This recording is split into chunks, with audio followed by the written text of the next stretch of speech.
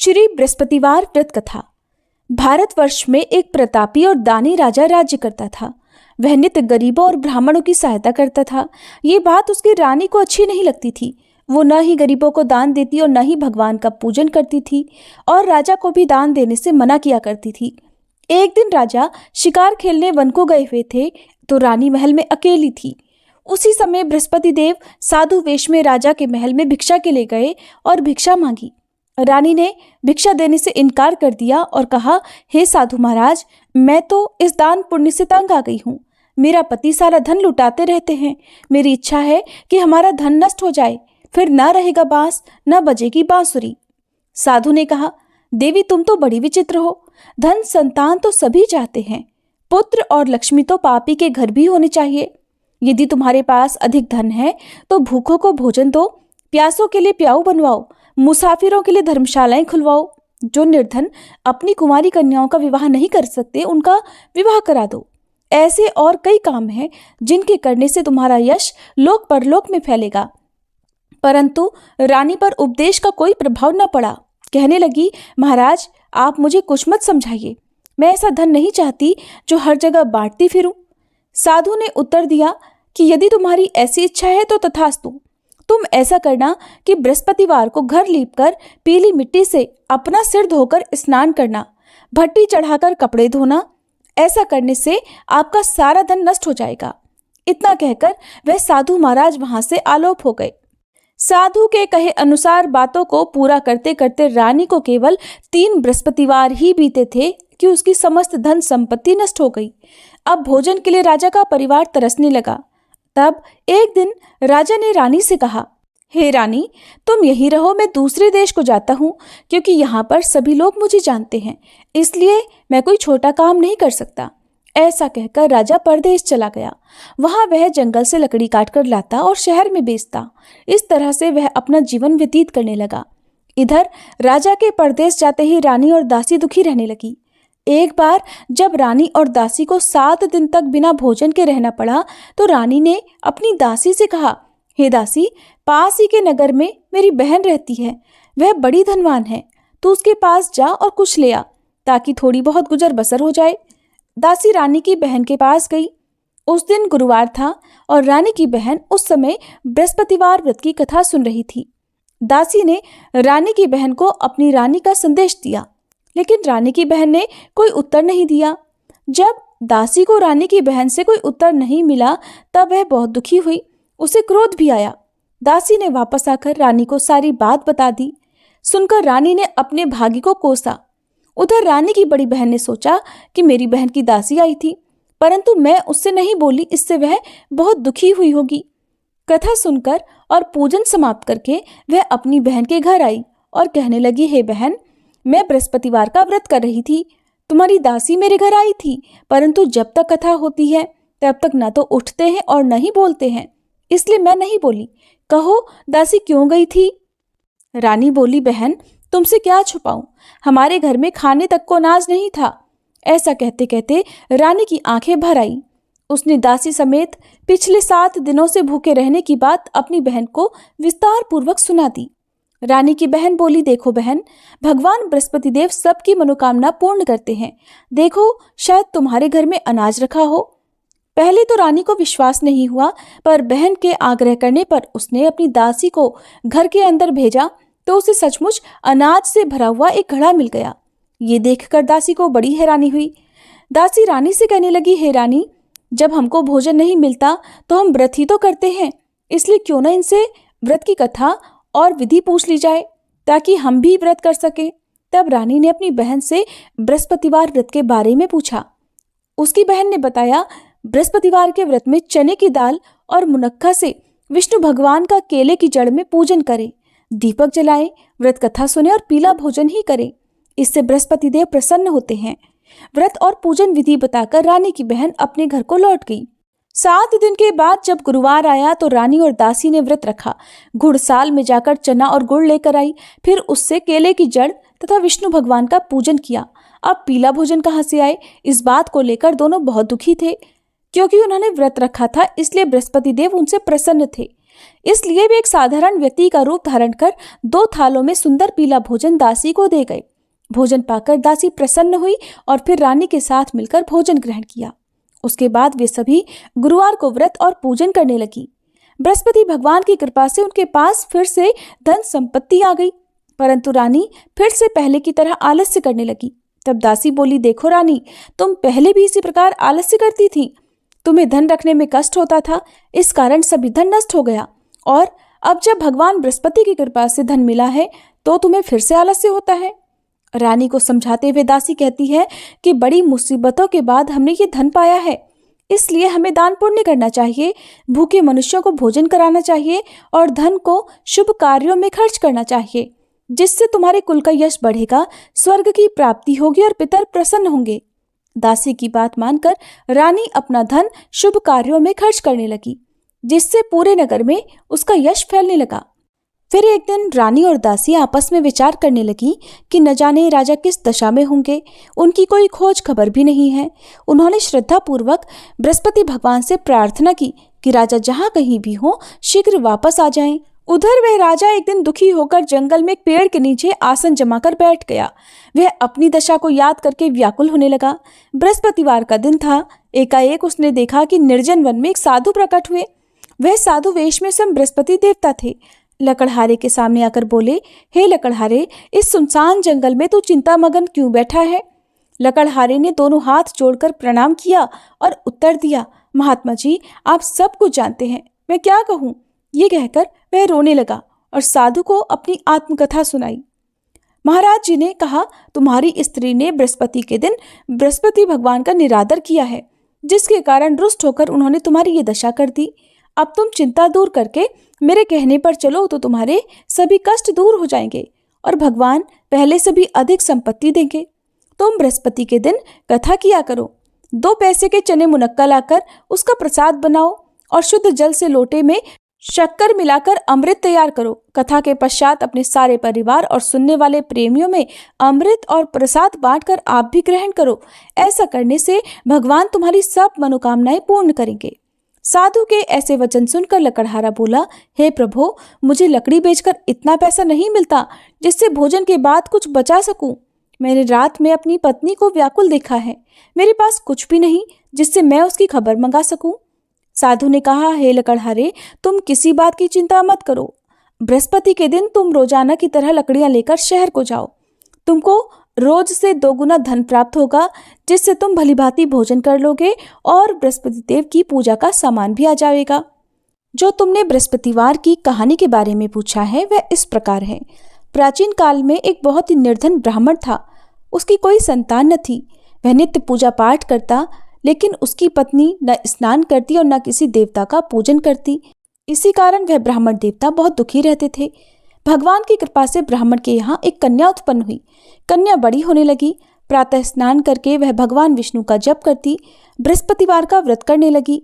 पूजा पाठ समाप्त कर पाठशाला जाती तो अपनी मुट्ठी में जौ भरकर ले जाती और पाठशाला के मार्ग में डालती जाती। लौटते समय वही जौ सोने के हो जाते तो उनको बीनकर घर ले आती। एक दिन वह बालिका सूप में उन सोने के जौ को फटक कर साफ कर रही थी कि तभी उसकी माँ ने देख लिया और कहा कि हे बेटी, सोने के जौ को फटकने के लिए सोने का सूप भी तो होना चाहिए। दूसरे दिन गुरुवार था। उस कन्या ने व्रत रखा और बृहस्पति देव से सोने का सूप देने की प्रार्थना की। बृहस्पति देव ने उसकी प्रार्थना स्वीकार कर ली। रोजाना की तरह वह कन्या जौ फैलाती हुई पाठशाला चली गई। पाठशाला से लौटकर जब वह जौ बीन रही थी तो बृहस्पति देव की कृपा से उसे सोने का सूप भी मिल गया। उसे वह घर ले आई और उससे जौ साफ करने लगी, परंतु उसकी माँ का वही ढंग रहा। एक दिन की बात है, कन्या सोने के सूप में जब जौ साफ कर रही थी, उसी समय उस नगर का राजकुमार वहां से निकला। कन्या के रूप और कार्य को देखकर वह उस पर मोहित हो गया। राजमहल आकर वह भोजन और जल त्याग कर उदास होकर लेट गया। राजा को जब राजकुमार द्वारा अन्न जल त्यागने का समाचार पता चला तो अपने मंत्रियों के साथ वह अपने पुत्र के पास गया और कारण पूछा।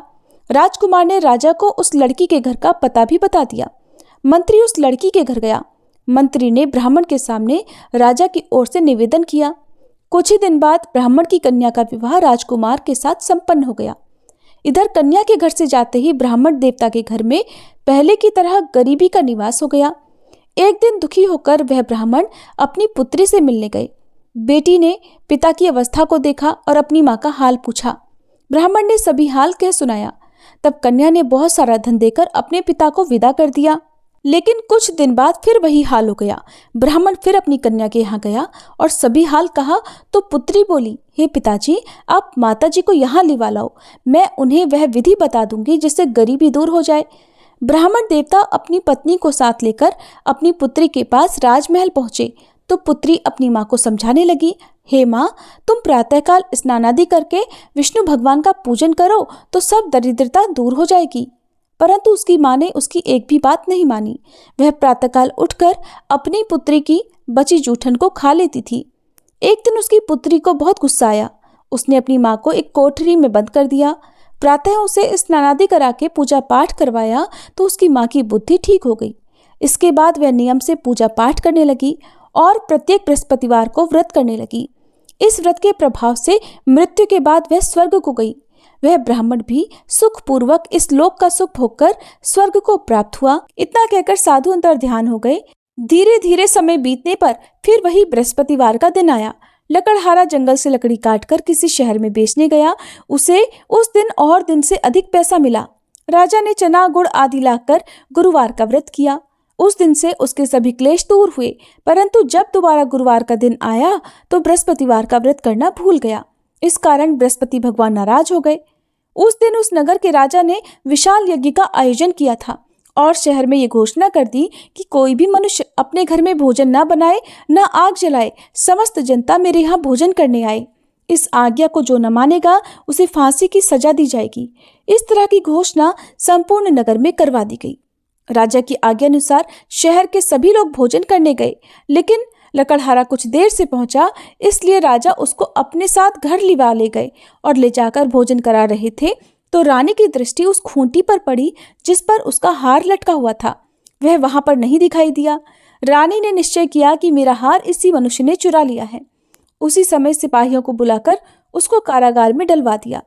जब लकड़हारा कारागार में पड़ गया और बहुत दुखी होकर विचार करने लगा कि न जाने कौन से पूर्व जन्म के कर्म से मुझे यह दुख प्राप्त हुआ है, और उसी साधु को याद करने लगा जो कि जंगल में मिला था। उसी समय तत्काल बृहस्पति देव साधु के रूप में प्रकट हुए और उसकी दशा को देखकर कहने लगे, अरे मूर्ख, तूने बृहस्पति देव की कथा नहीं करी, इस कारण तुझे ये दुख प्राप्त हुआ है। अब चिंता मत कर, बृहस्पतिवार के दिन कारागार के दरवाजे पर 4 पैसे पड़े मिलेंगे। उनसे तू बृहस्पति देव की पूजा करना, तेरे सभी कष्ट दूर हो जाएंगे। बृहस्पति के दिन उसे 4 पैसे मिले। लकड़हारे ने कथा कही। उसी रात को बृहस्पति देव ने उस नगर के राजा को स्वप्न में कहा, हे राजा, तुमने जिस आदमी को कारागार में बंद कर दिया है वह निर्दोष है, वह राजा है, उसे छोड़ देना। रानी का हार उसी खूंटी पर लटका है। अगर तू ऐसा नहीं करेगा तो मैं तेरे राज्य को नष्ट कर दूंगा। इस तरह रात के स्वप्न को देखकर राजा प्रातःकाल उठा और खूंटी पर हार देखकर लकड़हारे को बुलाकर क्षमा मांगी और लकड़हारे को योग्य सुंदर वस्त्र आभूषण देकर विदा कर दिया। बृहस्पति देव की आज्ञा अनुसार लकड़हारा अब अपने नगर को चल दिया। राजा जब अपने नगर के निकट पहुंचा तो उसे बड़ा आश्चर्य हुआ। नगर में पहले से अधिक बाग, तालाब, कुएं तथा बहुत सी धर्मशाला, मंदिर आदि बन गई हैं। राजा ने पूछा, ये किसका बाग और धर्मशाला है? तब नगर के सब लोग कहने लगे, ये सब रानी और बांदी के हैं। तो राजा को आश्चर्य हुआ और गुस्सा भी आया। जब रानी ने ये खबर सुनी कि राजा आ रहे हैं तो उन्होंने बांदी से कहा, हे दासी, देख, राजा हमको कितनी बुरी हालत में छोड़ गए थे। हमारी ऐसी हालत देखकर वो लौट ना जाए, इसलिए तू दरवाजे पर खड़ी हो जा। आज्ञा अनुसार दासी दरवाजे पर खड़ी हो गई। राजा आए तो उन्हें अपने साथ लिवा लाई। तब राजा ने क्रोध करके अपनी रानी से पूछा कि ये धन तुम्हें कैसे प्राप्त हुआ है? तब उन्होंने कहा, हमें ये सब धन बृहस्पति देव के इस व्रत के प्रभाव से प्राप्त हुआ है। अब राजा ने निश्चय किया कि 7 रोज बाद तो सभी बृहस्पति देव का पूजन करते हैं, परंतु मैं प्रतिदिन दिन में 3 बार कहानी और रोज व्रत किया करूंगा। अब हर समय राजा के दुपट्टे में चने की दाल बंधी रहती और दिन में 3 बार कहानी कहता। एक रोज राजा ने विचार किया कि चलो अपनी बहन के यहाँ हो आए। इस तरह निश्चय कर राजा घोड़े पर सवार होकर अपनी बहन के यहाँ को चलने लगा। मार्ग में उसने देखा कि कुछ आदमी एक मुर्दे को लिए जा रहे हैं। उन्हें रोककर राजा कहने लगा, अरे भाइयों, मेरी बृहस्पति देव की कथा सुन लो। वे बोले, लो, हमारा तो आदमी मर गया है, इसको अपनी कथा की पड़ी है। परंतु कुछ आदमी बोले, अच्छा कहो, हम तुम्हारी कथा भी सुनेंगे। राजा ने दाल निकाल ली और जब कथा आधी हुई थी कि मुर्दा हिलने लग गया, और जब कथा समाप्त हो गई तो राम राम करके वह मनुष्य उठकर खड़ा हो गया। आगे मार्ग में उसे एक किसान खेत में हल चलाता मिला। राजा ने उसे देखा तो उससे बोले, अरे भैया, तुम मेरी बृहस्पतिवार की कथा सुन लो। किसान बोला, जब तक मैं तेरी कथा सुनूंगा तब तक 4 हरैया जोत लूंगा। जा, अपनी कथा किसी और को सुनाना। इस तरह राजा आगे चलने लगा। राजा के हटते ही बैल पछाड़ खाकर गिर गए और उस किसान के पेट में बड़ी जोर का दर्द होने लगा। उसी समय उसकी माँ रोटी लेकर आई। जब उसने ये देखा तो अपने पुत्र से सब हाल पूछा और बेटे ने सभी हाल कह दिया। तो बुढ़िया दौड़ी दौड़ी उस घुड़सवार के पास गई और उससे बोली कि मैं तेरी कथा सुनूंगी, तू अपनी कथा मेरे खेत पर चलकर ही कहना। राजा ने बुढ़िया के खेत पर जाकर कथा कही, जिसके सुनते ही बैल उठ खड़े हुए और किसान के पेट का दर्द भी बंद हो गया। राजा अपनी बहन के घर पहुंचा। बहन ने भाई की खूब मेहमानी की। दूसरे रोज प्रातःकाल राजा जगा तो वह देखने लगा कि सब लोग भोजन कर रहे हैं। राजा ने अपनी बहन से कहा, ऐसा कोई मनुष्य है जिसने भोजन ना किया हो, मेरी बृहस्पतिवार की कथा सुन ले। बहन बोली, है भैया, ये देश ऐसा ही है। पहले यहाँ लोग भोजन करते हैं, बाद में अन्य काम करते हैं। अगर कोई पड़ोस में हो तो देखाऊं। वो ऐसा कहकर देखने चली गई, परंतु उसे ऐसा कोई व्यक्ति नहीं मिला जिसने भोजन ना किया हो। अतः वह एक कुम्हार के घर गई जिसका लड़का बीमार था। उसे मालूम हुआ कि उनके यहाँ 3 रोज से किसी ने भोजन नहीं किया है। रानी ने अपने भाई की कथा सुनने के लिए कुम्हार से कहा। वह तैयार हो गया। राजा ने जाकर बृहस्पतिवार की कथा कही, जिसको सुनकर उसका लड़का ठीक हो गया। अब तो राजा की प्रशंसा होने लगी। एक दिन राजा ने अपनी बहन से कहा, हे बहन, अब हम अपने घर को जाएंगे, तुम भी तैयार हो जाओ। राजा की बहन ने अपनी सास से कहा। सास ने कहा, हाँ चली जा, परंतु अपने लड़कों को मत ले जाना, क्योंकि तेरे भाई के कोई संतान नहीं है। बहन ने अपने भैया से कहा, हे भैया, मैं तो चलूंगी, पर कोई बालक नहीं जाएगा। राजा बोला, जब कोई बालक नहीं जाएगा तब तुम भी जाकर क्या करोगी। बड़े दुखी मन से राजा अपने नगर को लौट आया। राजा ने अपनी रानी से कहा, हम निर्वंशी राजा हैं, हमारा मुंह देखने का धर्म नहीं है और कुछ भोजन आदि नहीं किया। रानी बोली, हे प्रभु, बृहस्पति देव ने हमें सब कुछ दिया है, वह हमें संतान अवश्य देंगे। उसी रात को बृहस्पति देव ने राजा से स्वप्न में कहा, हे राजा, उठ, सभी सोच त्याग दे, तेरी रानी गर्भ से है। राजा को ये बात सुनकर बड़ी खुशी हुई। 9वें महीने में उसके गर्भ से एक सुंदर पुत्र पैदा हुआ। तब राजा बोला, हे रानी, स्त्री बिना भोजन के रह सकती है, पर बिना कहे नहीं रह सकती। जब मेरी बहन आए तब तुम मुझसे कुछ मत कहना। रानी ने सुनकर हाँ कर दिया। जब राजा की बहन ने ये शुभ समाचार सुना तो वह बहुत खुश हुई और बधाई लेकर अपने भाई के यहाँ आई। तभी रानी ने कहा, घोड़ा चढ़कर तो नहीं आई, गधा चढ़ी आई। राजा की बहन बोली, भाभी, मैं इस प्रकार ना कहती तो तुम्हें संतान कैसे मिलती। बृहस्पति देव ऐसे ही हैं, जैसी जिसके मन में कामनाएं हैं सभी को पूर्ण करते हैं। जो सद्भावना पूर्वक बृहस्पतिवार का व्रत करता है और कथा पढ़ता है अथवा सुनता है, दूसरों को सुनाता है, बृहस्पति देव उसकी सभी मनोकामनाएं पूर्ण करते हैं। प्रेम से बोलिए बृहस्पति देवता की जय।